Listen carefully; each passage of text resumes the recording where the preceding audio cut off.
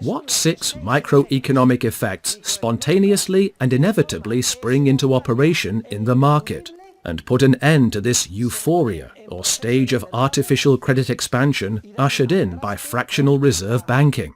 The first effect, there is a rise in the price of the factors of production. You will recall that in the case of saving, I made a qualification.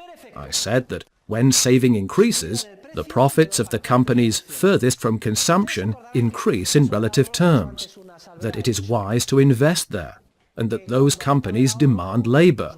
I asked, will the price of labor increase? And the answer was no, because labor is freed from the stages close to consumption. However, now it is not freed from the consumption stages, because people continue to consume at the same rate as before. So now, the only way entrepreneurs can possibly attract factors of production to the stages furthest from consumption is to pay more for them, for labor and natural resources. So, the first effect observed in the market is a larger and larger rise in wages, and the price of the other original means of production, natural resources, raw materials, skyrockets. What happens to the price of raw materials right before the financial crisis? What happened a few years ago to the price of copper and oil? How high did it get? It went through the roof. This is the first effect. Resources are not freed, and there is much higher monetary demand for them. When the price of productive factors rises this much, it is the first warning sign to entrepreneurs, because they have carried out their studies and designed their entrepreneurial projects with a much lower cost in mind. Even so, due to the euphoria and the binge of the bubble period, this first wake-up call is not enough to halt the processes initiated, and a second effect appears temporarily. There is a subsequent sharp rise in the price of consumer goods. Why? Because the newly created money in the form of loans is injected into the system and lent to entrepreneurs, and entrepreneurs demand labor, buy equipment, etc. In a second, third and fourth wave, the money reaches the pockets of consumers, and since they go on consuming at the same rate as before, and now they have much more money available to them, what happens to the price of consumer goods and services? As we do not reduce our consumption and we have a lot more money, the price of consumer goods and services tends to increase. What did we see happen to the CPI a few years back? The prices of consumer goods in Europe, Spain, the United States, etc. began to soar. This was due, first, to an increase in the monetary income of the original means of production, and second, to the fact that when entrepreneurs demand productive factors for projects that will mature in a more distant future, there is a slowdown in the immediate arrival of consumer goods in the market. What happened during the euphoria period? It was impossible to even get a table in a restaurant. One had to make a reservation, and people would fight to get into a disco or to buy any consumer good. The arrival of consumer goods had slowed down, because many productive factors had been taken to more distant stages, and also there was a lot of monetary demand. It was the stage of euphoria, runaway prices, etc. Moreover, the increase in the prices of consumer goods gives the impression of entrepreneurial prosperity. It seems like anything can be sold at any price. There is artificial growth in profits, and this leads many people to increase their consumption even more. Damn, I'm practically a millionaire. I'm going to go on a cruise to the Caribbean or to Cancun, etc. Capital is consumed during the euphoria stage. There is a third effect as well.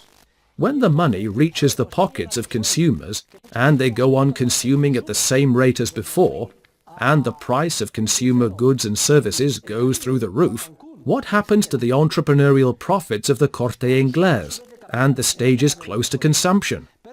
They go through the roof too. What sign does that send to entrepreneurs? It tells them that money is being made close to consumption, not in the stages distant from it, precisely where, a few months or years earlier, entrepreneurs insisted on launching investment processes with low-interest loans from the banking system. Doggone it, I took on a loan of 4 million euros, or of 40 million, or of 400 million, for this investment project in housing, And it turns out that now the place to make money is in consumption and the Corte Inglés, and nobody wants houses. What a mistake. This brings us to the fourth effect, the Ricardo effect, but in reverse. Well, the price of consumer goods is skyrocketing, since no one has decided to save. And after the third or fourth wave of newly created loans, everyone has more money. The prices of consumer goods and services are soaring, and if nominal wages do not change, real wages go down. And if real wages go down, what do entrepreneurs do? They stop demanding tractors, computers and blast furnaces, which is exactly where the new loans went, and they hire more labor. We need more shifts, turnos in Spanish. We've got to push harder and add more shifts. We need immigrants from North Africa, Latin America, wherever. Labor, and not capital equipment. Well, this is almost the last straw for entrepreneurs who have undertaken investment projects in the stages furthest from consumption. But there is a fifth effect, which comes as the final blow. Once the new money has been injected in the form of loans, interest rates return to their previous levels. In other words, they come back up and even reach higher levels than before. As you know, the gross market interest rate has three components: the natural rate of time preference, the risk premium, and the premium for expected inflation or deflation. If prices tend to rise, the interest rate will include a higher premium for expected inflation, that is, for the drop in the purchasing power of the monetary unit.